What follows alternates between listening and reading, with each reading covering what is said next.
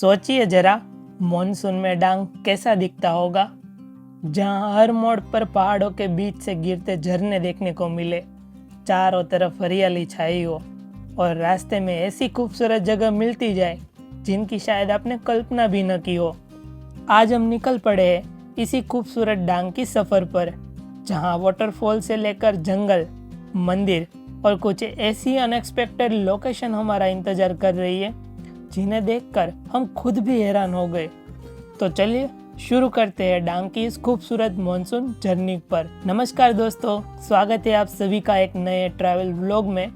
आज की हमारी सफर शुरू हो रही है सूरत से और आज हम डांग की तरफ निकल रहे हैं। इस पूरी सफर में हमारा प्लान है कि रास्ते में आने वाली अलग अलग खूबसूरत जगह को एक्सप्लोर किया जाए। हमारा पहला डेस्टिनेशन है बरडीपाड़ा सरोवर, उसके बाद रास्ते में आने वाला धुलदा वाटरफॉल, फिर महाल वाटरफॉल और आगे जाकर हम पहुंचेंगे सबरी धाम।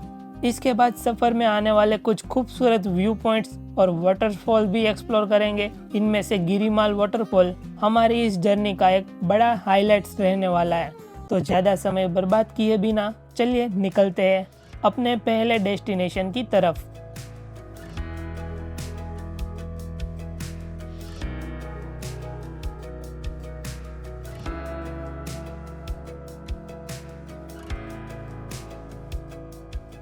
तो दोस्तों, सूरत से निकलने के बाद हमारी जर्नी शुरू हो चुकी है। सबसे पहले हमें व्यारा की तरफ जाना था और उसके बाद व्यारा से आगे डांग की तरफ बढ़ना था। सूरत से बरडीपाड़ा सरोवर की दूरी लगभग 100 से 110 किलोमीटर के आसपास है, जबकि व्यारा से यह जगह लगभग 40 से 50 किलोमीटर के आसपास पड़ती है।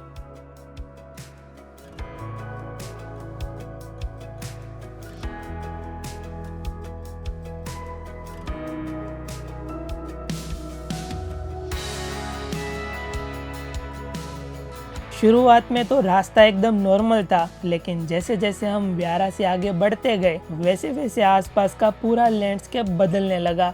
शहर और ट्रैफिक पीछे छूटने लगा और सामने धीरे धीरे डांग की हरियाली दिखाई देने लगी।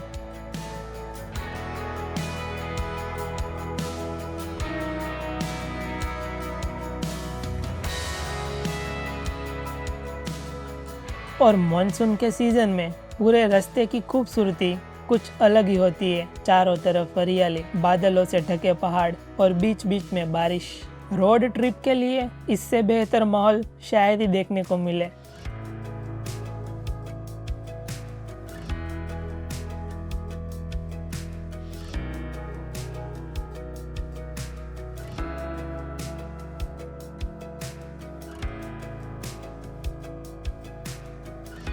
अब हमारा पहला डेस्टिनेशन ज़्यादा दूर नहीं था और आखिरकार हम पहुंच गए बरडीपाड़ा सरोवर। ये है आज की सफ़र का पहला पड़ाव, बरडीपाड़ा सरोवर।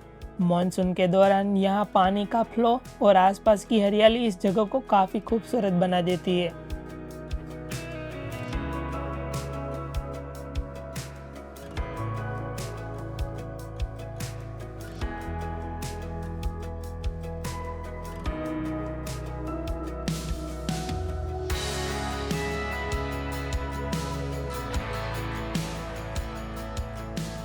यहाँ ज़्यादा समय रुकने का प्लान नहीं था, क्योंकि आगे भी हमें कई जगहों को एक्सप्लोर करना था, लेकिन शुरुआत के लिए यह जगह वाकई काफ़ी अच्छी लगी। अब बरडीपाड़ा सरोवर से हम निकल रहे हैं अपने अगले स्टॉप की तरफ और ख़ास बात यह थी कि अगली जगह के लिए हमें ज़्यादा दूर भी नहीं जाना था।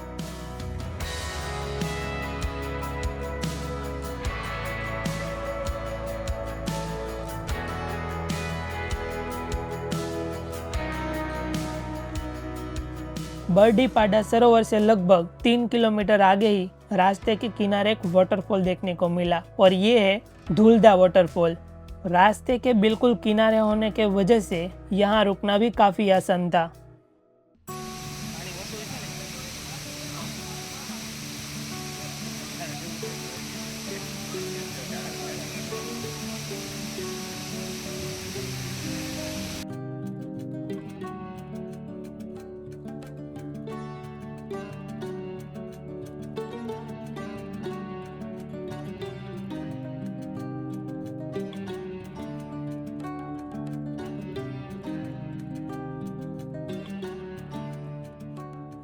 दोस्तों, ये है धुलदा वाटरफॉल।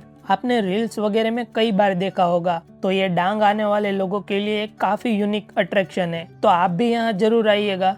और दोस्तों, मैं बात करूँ, अगर बारिश थोड़ी सी भी बढ़ जाती है तो यहाँ का जो पानी का फ्लो है वो काफी ज्यादा बढ़ जाता है। और थोड़ी ही देर में बारिश भी शुरू हो गई थी, इसलिए हमने मोबाइल वगैरह अंदर रख दिए, लेकिन उस समय पानी का फ्लो काफी ज्यादा बढ़ गया था। थोड़ी देर इस जगह को देखने के बाद अब हम आगे निकल रहे थे, क्योंकि हमारा अगला डेस्टिनेशन थोड़ा अंदर था।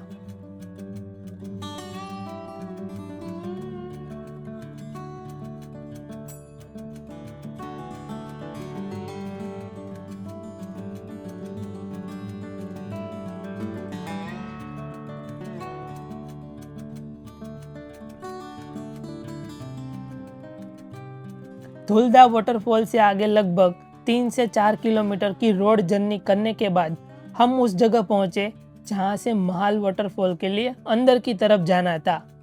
यहां आने से पहले मैप जरूर से चेक कर लीजिएगा, क्योंकि एक पॉइंट पर आपको रोड छोड़कर अंदर की तरफ जाना होता है।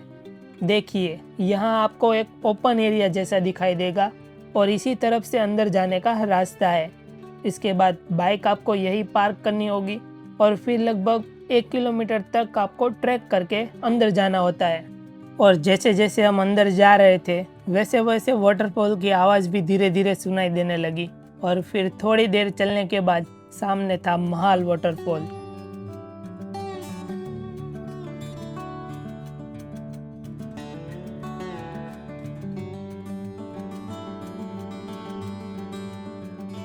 महाल वाटरफॉल को एक्सप्लोर करने के बाद अब हम आगे बढ़ रहे थे इस सफ़र के सबसे खास पड़ाव में से एक, सबरी धाम की तरफ।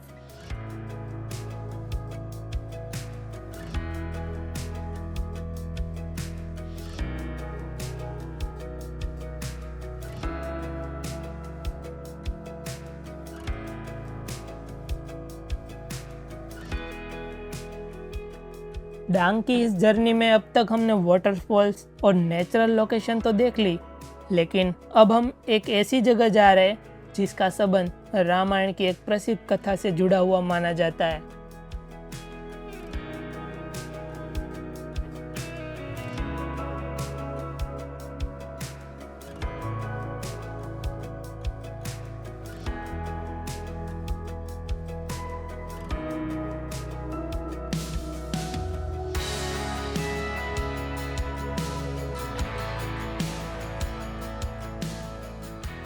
और आखिरकार हम पहुंच गए सबरी धाम।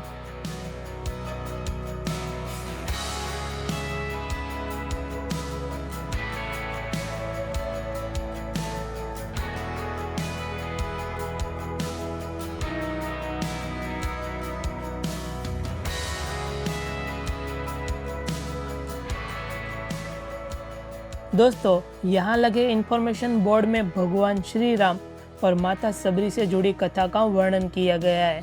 मान्यता के अनुसार वनवास के दौरान भगवान श्री राम और उनके भाई लक्ष्मण जी माता सीता की खोज करते हुए इस क्षेत्र में पहुंचे थे। यही उनकी मुलाकात माता सबरी से हुई थी। माता सबरी भगवान श्री राम की बहुत बड़ी भक्त थी और उन्होंने प्रेम से भगवान श्री राम को बेर खिलाए थे। इसी वजह से सबरी और भगवान श्री राम की ये कथा आज भी इस जगह की आस्था का एक बड़ा हिस्सा है। और यहाँ मौजूद इन शिलाओं को लेकर भी एक खास मान्यता है। मान्यता ये है कि भगवान श्री राम और लक्ष्मण यहाँ बैठे थे, तब माता सबरी ने उन्हें बेर खिलाए थे। आज भी इन शिलाओं की पीढ़ियों से पूजा की जाती है। इन शिलाओं के सामने लोगों की आस्था देखकर आपको समझ आता है कि यह जगह लोगों के लिए कितनी खास है। यहाँ एक बात मैं आपको बता दूं कि अंदर कुछ जगहों पर शूटिंग करने की परमिशन नहीं थी, इसलिए हमारे पास अंदर का इतना ज़्यादा शूट नहीं है, सिर्फ बाहर का काफ़ी फुटेज है। लेकिन जो कुछ भी देखने और शूट करने को मौका मिला वो आपके साथ शेयर कर रहे हैं, जो कि आप देख ही रहे हो। और सबरी धाम में सिर्फ रामायण से जुड़ी आस्था ही नहीं देखने को मिलती, यहाँ डांग की पारंपरिक आदिवासी संस्कृति की झलक भी देखने को मिलती है। ये है वाघदेव से जुड़ी पारंपरिक शिलाकृति। इस तरह की प्रकृति से जुड़ी लोक आस्थाएं डांग की आदिवासी संस्कृति का एक महत्वपूर्ण हिस्सा मानी जाती है। इस शिला चित्र में आपको अलग अलग प्राकृतिक प्रतीक भी देखने को मिलते हैं, जैसे सूर्य, चंद्र, मोर, वाघदेव और नागदेव। और उस समय बाहर स्लो स्लो एकदम बारिश हो रही थी, तो हमने सोचा कि क्यों ना थोड़ा देर यहाँ रुककर कुछ नाश्ता कर लिया जाए। तो दोस्तों, यहाँ हनुमान जी का एक मंदिर भी मौजूद है और उसके आसपास काफ़ी जगह है, तो आप यहाँ बैठकर नाश्ता कर सकते हैं, क्योंकि बाहर तो बारिश हो रही थी। सबरीधाम परिसर में पंपेश्वर महादेव मंदिर भी मौजूद है, इसलिए यहाँ आने पर भगवान शिव के दर्शन करने का भी अवसर मिलता है।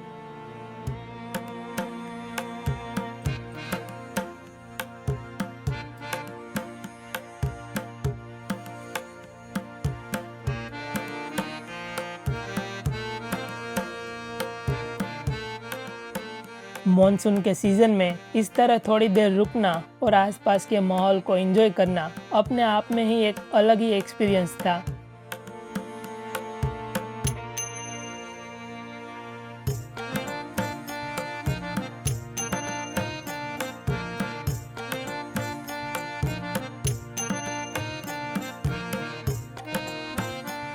दोस्तों, दर्शन के साथ थोड़ा नाश्ता भी हो गया और अब फिर रोड की तरफ निकलने का वक्त था।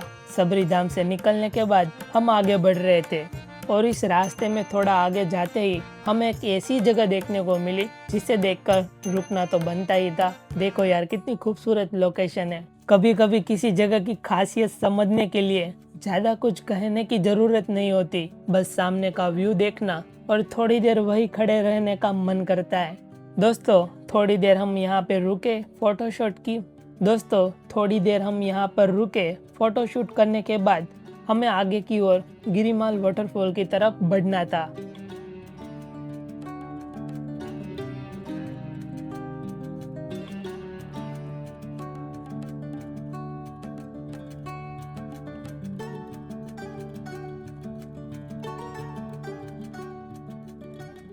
और दोस्तों, थोड़ा ही आगे जाने पर आपको बाईं तरफ गिरिमाल वाटरफॉल की तरफ जाने वाला रास्ता पकड़ना होता है।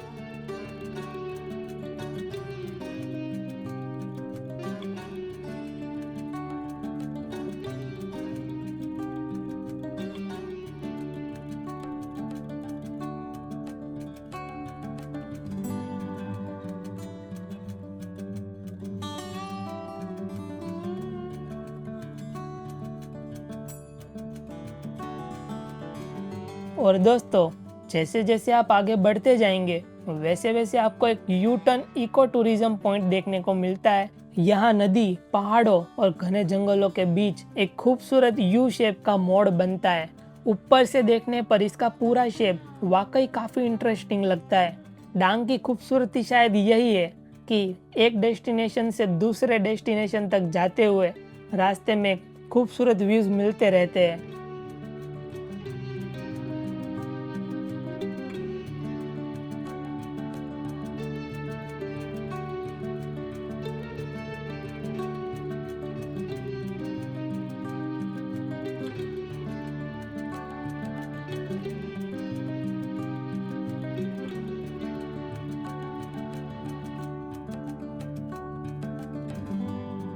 लेकिन अब ज्यादा देर रुकना नहीं था, क्योंकि आगे हमारा बड़ा डेस्टिनेशन था, गिरिमाल वाटरफॉल।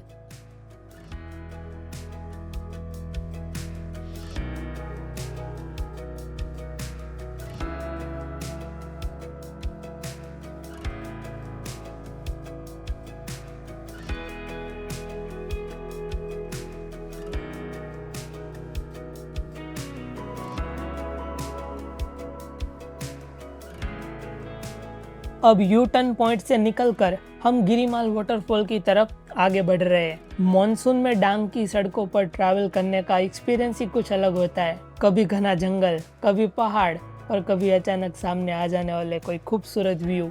और इस तरह रास्ता पार करते करते आखिरकार हम पहुंच गए गिरिमाल वाटरफॉल। तो ये रहा गिरिमाल वाटरफॉल दोस्तों।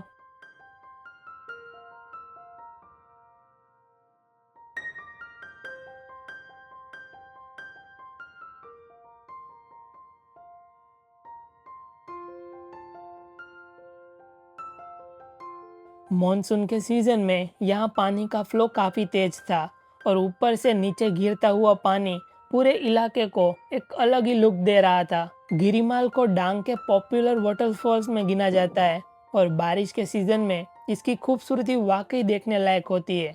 इतने करीब आकर वाटरफॉल की आवाज़ सुनना और सामने इतना सारा पानी गिरता हुआ देखना, ये एक्सपीरियंस कैमरे में तो रिकॉर्ड हो जाता है, लेकिन असल में सामने खड़े होकर देखने का मजा ही कुछ अलग होता है।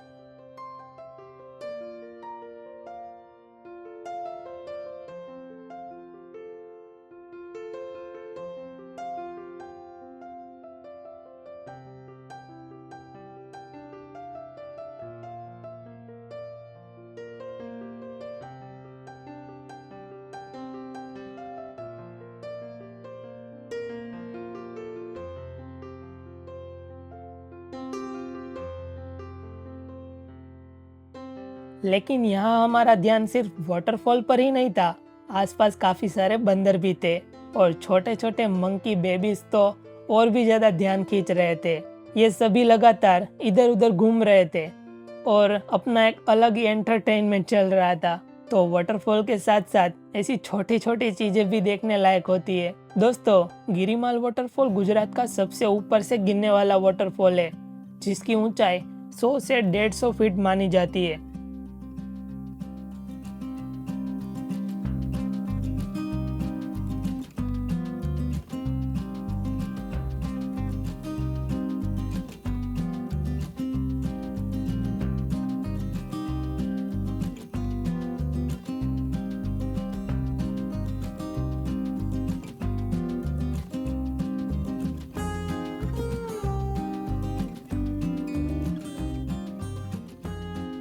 दोस्तों, थोड़ी देर गिरिमाल वाटरफॉल के ऊपर से नज़ारे देखने के बाद नीचे जाके भी हमने क्लोजअप नज़ारा भी देखा, वो भी आप देख लीजिए।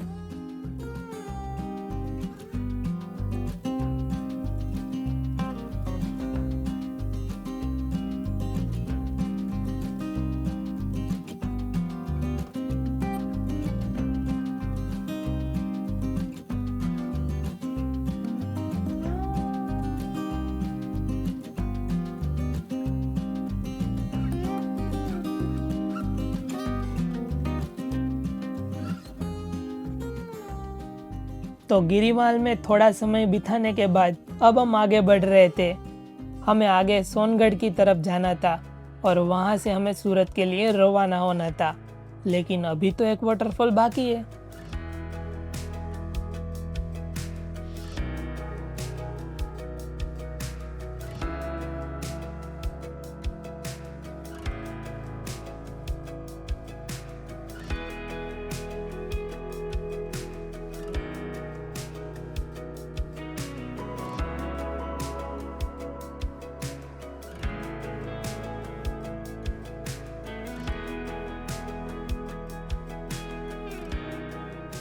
गिरिमाल वाटरफॉल से आगे जाते हुए रास्ते में चिम्मर वाटरफॉल आता है, लेकिन आज हम चिम्मर वाटरफॉल तक नहीं गए थे।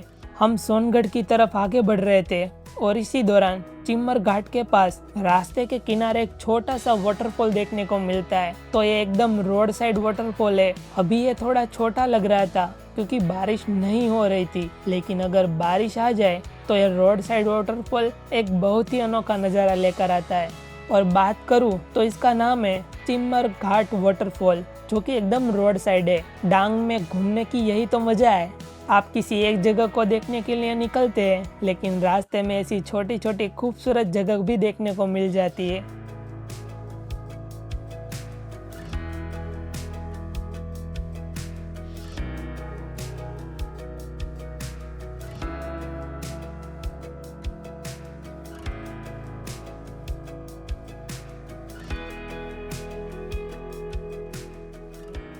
अब हम वापस सोनगढ़ की तरफ आगे बढ़ रहे हैं। पूरे दिन की इस जर्नी में हमने वाटरफॉल्स देखे, जंगलों के बीच सफ़र किया, मंदिर के दर्शन किए और रास्ते में मिलने वाली कई छोटी बड़ी खूबसूरत लोकेशन को एक्सप्लोर किया। और अब सामने दिखाई दे रहा ये पहाड़, मॉनसून की हरियाली के साथ पूरा ये व्यू इस सफ़र का एकदम खूबसूरत एंडिंग शॉट बन गया। तो दोस्तों, आज का हमारा डांग एक्सप्लोरेशन यही पूरा होता है। अगर आपको हमारी ये सफ़र पसंद आई हो और डांग की ये खूबसूरत लोकेशन आपको अच्छी लगी हो तो वीडियो को लाइक ज़रूर करना और ऐसे ही नए ट्रैवल व्लॉग के लिए चैनल को सब्सक्राइब करना बिल्कुल मत भूलना। मिलते हैं अगली सफ़र में, तब तक के लिए सभी लोगों को बाय बाय।